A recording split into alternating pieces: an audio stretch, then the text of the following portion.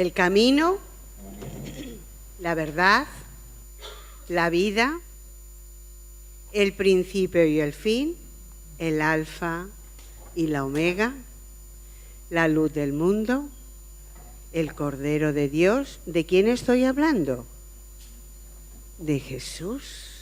Esos son todos nombres con los cuales Dios se ha manifestado en su palabra para que conozcamos algo de su carácter. Pero hay un nombre de ellos que quizás no es tan conocido, un poco más extraño y que me gustaría meditar en esta mañana. Y es el nombre de esposo. Cristo Jesús, nuestro esposo. Y claro, algunos de vosotros pueden estar pensando, bueno, ¿y cómo Jesús es esposo si nunca se casó? ¿No? Si nunca se casó, ¿cómo puede ser alguien esposo?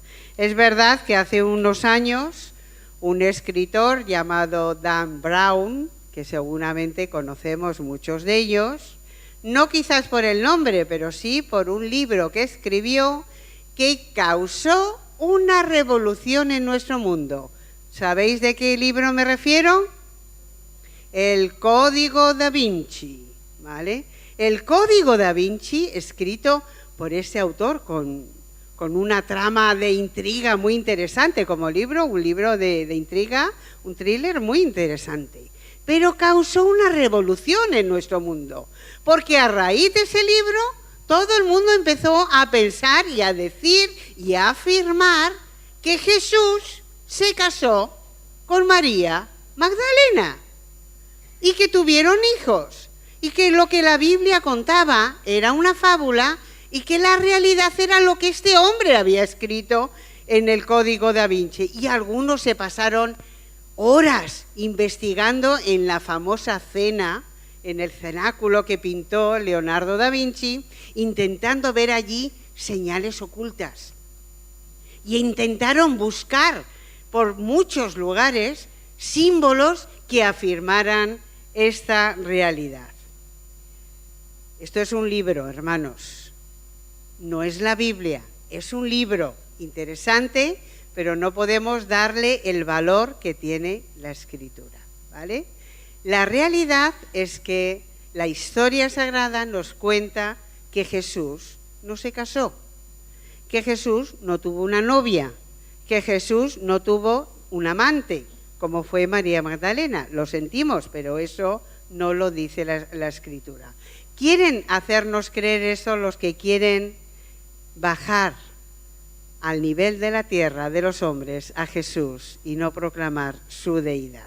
Ahora, si Jesús es esposo, si la Biblia nos dice que Jesús es esposo, pues tendremos que profundizar un poquito. ¿Qué quiso decir la Escritura? ¿Qué refleja? ¿Qué tenemos que aprender de Jesús como esposo en esta mañana? Jesús era esposo en el sentido de que era una persona comprometida. Cuando en esos tiempos alguien hablaba de esponsales, alguien hablaba de ser el esposo, no es el concepto que nosotros tenemos en nuestros días. Un esposo, una esposa, es una persona que ha celebrado un acto de matrimonio, pero en ese tiempo no. El esposo era el que se comprometía a tener en el futuro una boda con su novia, ¿vale? Era una palabra de compromiso, el que se empeñaba su palabra diciendo, yo voy a tomar por esposa a esta joven. Y Jesús se nos aparece en la Escritura como el esposo, el que da palabra de que va a realizar un compromiso de boda en el futuro. El esposo prometía contraer matrimonio. De hecho, hasta que no se celebraban los esponsales, no cambiaba ese nombre. A partir de ese momento se le llamaba marido y mujer. Ya no era esposo, era marido de su mujer. ¿Entendemos el contexto en el cual estamos hablando? Un concepto patriarcal, hermanos, y tenemos que entender lo que significaba socialmente en ese entonces. Entended que en el Antiguo Testamento también el Señor muchas veces se había presentado bajo esa figura con el pueblo de Israel. Jeremías 3:14 dice: convertíos, hijos rebeldes, dice el Señor, porque yo soy vuestro esposo, y os tomaré 1 de cada ciudad y 2 de cada familia, y os introduciré en Sión. Y en Isaías 54:5 leemos: porque tu marido es tu hacedor, el Señor de los ejércitos es su nombre, tu Redentor, el Santo de Israel, Dios de toda la tierra, será llamado. Claro, si Jesús es el esposo, la pregunta que viene a continuación es: ¿y quién es la esposa? ¿No? Si Él es el esposo, ¿a quién promete? ¿A quién da palabra?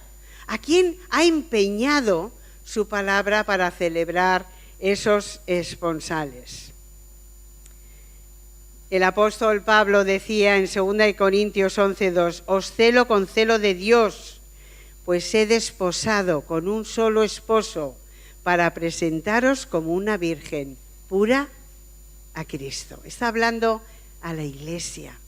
Está hablando a aquellos que han llegado a Cristo, que han pedido perdón por sus pecados, que han sido redimidos a través de la cruz de Cristo, que cuando se les predicó el Evangelio respondieron a Él. Y Pablo les dice: vosotros sois esa virgen pura que será presentada a Cristo como esposo. Y estaba haciendo Pablo referencia a una costumbre muy típica de esa época. Ya sabéis que ahora mismo en nuestros tiempos, pues un joven y una joven se enamoran y ellos deciden libremente formar una familia. Los padres intervenimos dándoles consejos, ayudándoles en ese y acompañándoles en ese tiempo. Pero en este momento de la historia esto no era así. Los padres decidían con quién se casaban sus hijos y sus hijas. Y muchos de los matrimonios eran concertados cuando los niños eran pequeños. Se juntaban dos familias, hacían un acuerdo: tu hija se casará con mi hijo, y había unos acuerdos económicos, había una compra, entre comillas, de la mujer, porque ya sabéis que la mujer en ese tiempo pues era y servía nada más que para atender la casa y tener hijos. Pero tenemos que entender el contexto en el cual está escrito y la enseñanza que viene a aplicarse para nosotros en este tiempo como Jesús, como esposo. Esa joven llegaba a ser una propiedad del marido. Había sido comprada a sus padres. Y Jesús toma ese concepto social y cultural y lo traslada a una esfera espiritual. Y dice: la iglesia me pertenece. La iglesia ha sido comprada. ¿Por quién? Por mi Padre. El precio, mi vida, en la cruz del Calvario. Juan 3:16, de tal manera amó Dios al mundo que ha dado ¿a quién? A su Hijo unigénito. Ese fue el precio de nuestra boda.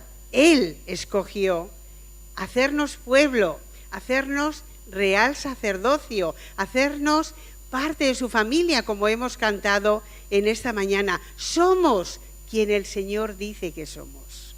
Somos su esposa. Somos su parte escogida, aquel a quien Él ama de una manera tan especial. Las palabras pueblo adquirido nos da esa idea de ser comprados, de pagar el precio que nosotros merecíamos. Nosotros no podemos pertenecer al pueblo de Dios pagando una cuota, haciéndonos socios o haciendo cosas intentando ganarnos el privilegio de ser. No, solamente puede ser parte del pueblo de Dios a través de la sangre de Cristo.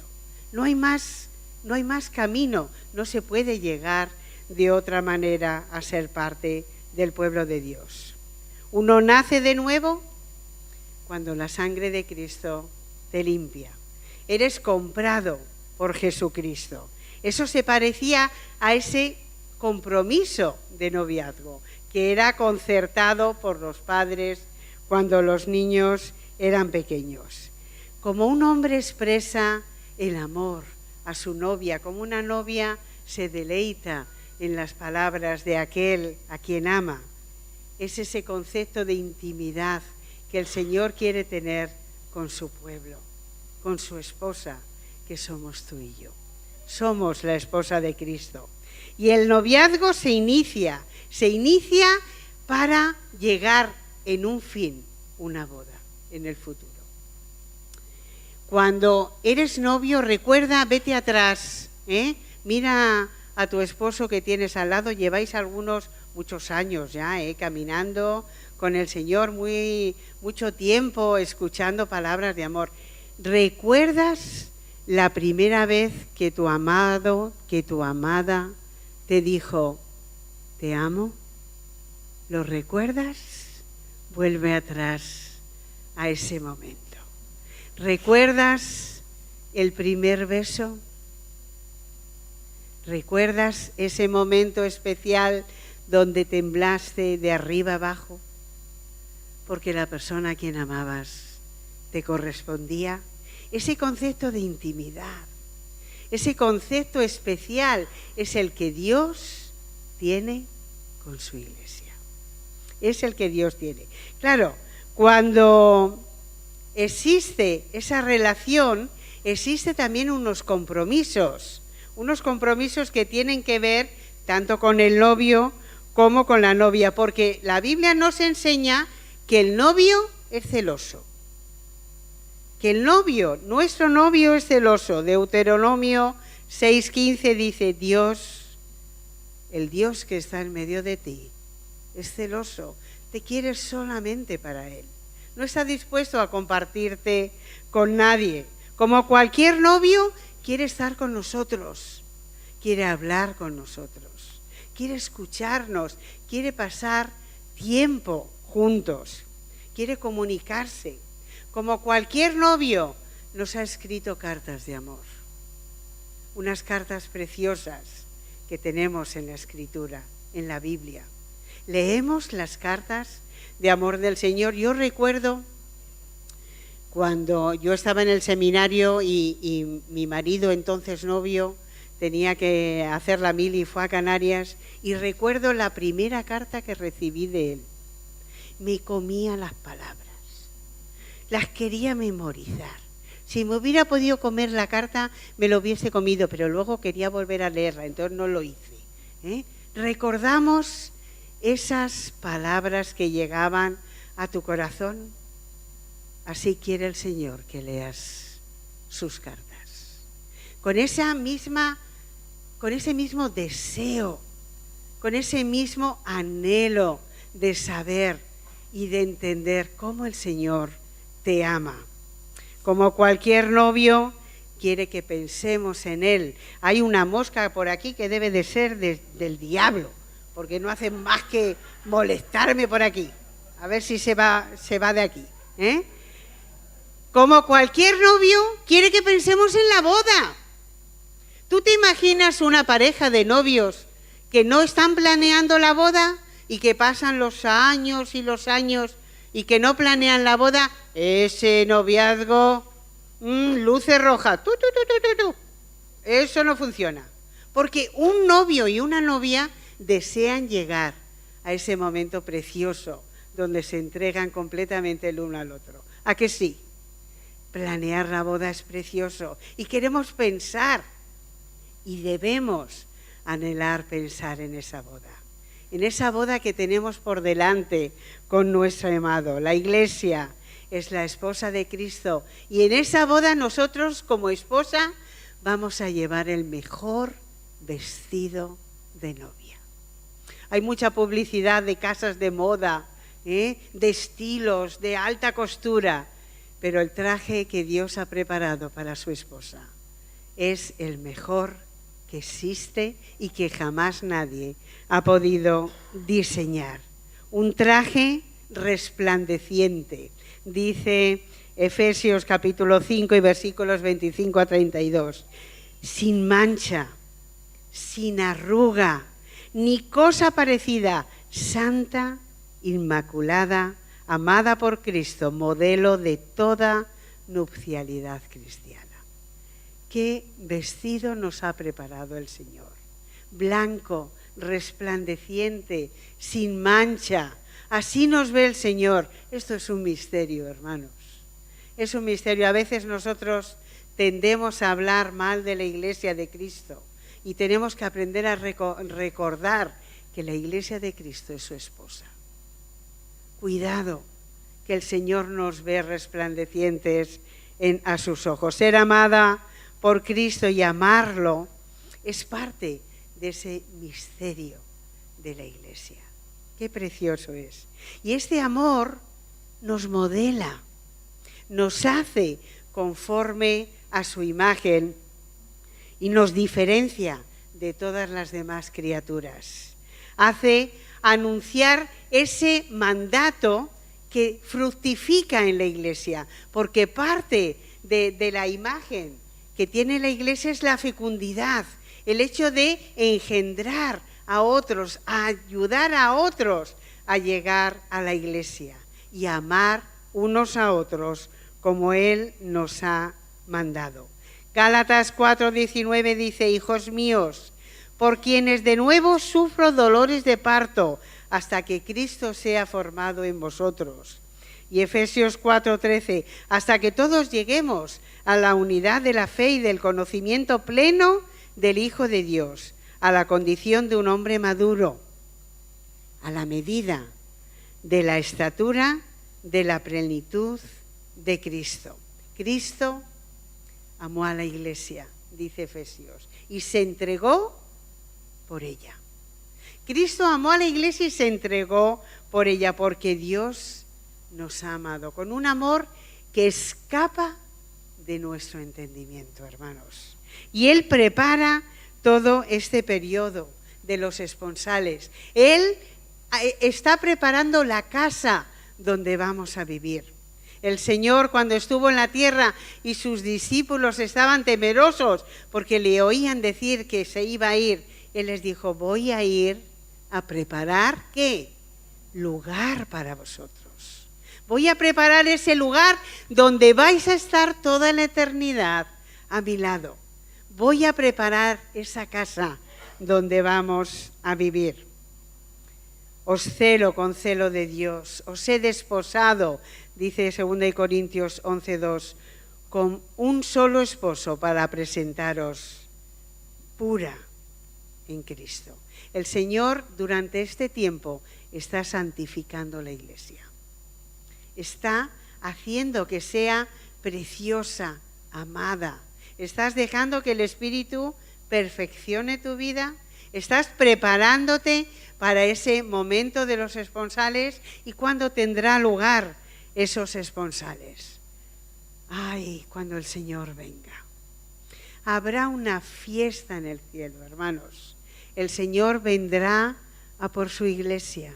El Señor vendrá y arrebatará en ese momento a los que estén vivos. Serán transformados en un abrir y cerrar de ojos. Tendrá lugar la primera resurrección y todos los que han creído en Cristo ascenderemos y encontraremos al Señor en las nubes. Y en ese instante, en el cielo, habrá una boda. Las bodas del Cordero. Las bodas preparadas para ti y para mí. ¡Ah, qué momento! ¡Qué momento de celebración! ¡Qué momento especial! Él vendrá a buscarnos y su promesa es real, hermanos. Él vendrá a buscarnos. Recordemos la parábola en Mateo capítulo 25, cuando Él hablaba de esas vírgenes que salían a encontrar al novio y que algunas se despistaron y no llenaron sus lámparas de aceite. Porque cuando el novio venga, no sabremos cuándo será. Pero el novio viene a buscar a la novia y la lleva a su casa. La llevará a su casa, esa casa que el Señor ha preparado. Apocalipsis 19, 6, 8 dice, y oí como la voz ¿de qué? De una gran multitud, como el estruendo de muchas aguas, como la voz de grandes truenos que decía, ¡Aleluya! Porque el Señor Dios Todopoderoso reina. Gocémonos, alegrémonos, démosle gloria. ¿Por qué? Porque han llegado, ¿qué? Las bodas del Cordero. Y su esposa, tú y yo, se ha preparado. Y ella se le ha concedido que se vista de lino fino, limpio, resplandeciente. Ese lino fino que son las acciones justas de los santos. El matrimonio del Cordero llegará un día y dará comienzo al reino milenial en la tierra. Y reinaremos con Cristo, hermanos, como su esposa.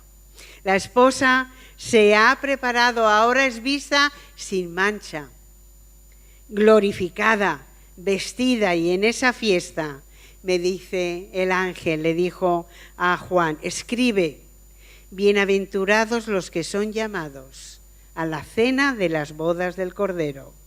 Y él me dijo, estas palabras son verdaderas. Esas palabras son ciertas. Esto ocurrirá. El reino comenzará con esa fiesta, con esa boda. Ese esposo, ese Jesús que nos ha dado su palabra de novio, llegará un día que vendrá a buscarnos y nos sentaremos y celebraremos. Y le podremos decir, amor, te amo, Señor. Oh, mi vida, Señor, escuchar tus palabras de amor hacia nosotros. Poder abrazar, poder ver sus manos pagadas por el precio de nuestra boda. Oh, qué maravilla será ese día. Qué tremendo será ese momento cuando celebremos. El cielo se alegrará. Se alegrará el universo, incluso se arreglará. No se turbe vuestro corazón, decía el Señor. ¿Creéis en mí? Creed en mis palabras. En la casa de mi Padre muchas moradas hay. Si así no fuera, yo os lo hubiera dicho. Voy a preparar lugar para vosotros. Y si me fuere y os prepararé lugar, vendré otra vez y os tomaré a mí mismo, para que donde yo esté, vosotros también estéis. Por eso el libro de Apocalipsis, después de ver todo esto que va a pasar, después de ver el tremendo triunfo de Dios en la historia de la humanidad, frente a la injusticia y la maldad, acaba con esas palabras preciosas. El Espíritu y la esposa dicen, ven, ven, Señor Jesús, ya. Señor, ven a por tu iglesia. Señor, vamos a celebrar esas bodas ya. Anhelo estar contigo, anhelo quitar de en medio todo lo que estorbe y sentirme amada por ti y ver todas las promesas cumplidas. Sí, ven, Señor Jesús. Sí, la esposa dice, amado mío, ven pronto. Celebremos las bodas del Cordero. ¿Estás invitado a las bodas?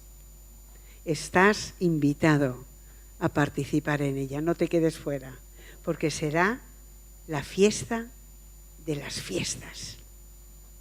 La alegría más grande que jamás has podido experimentar, porque Dios estará en medio de nosotros y experimentaremos su amor. Sí, ven, Señor Jesús.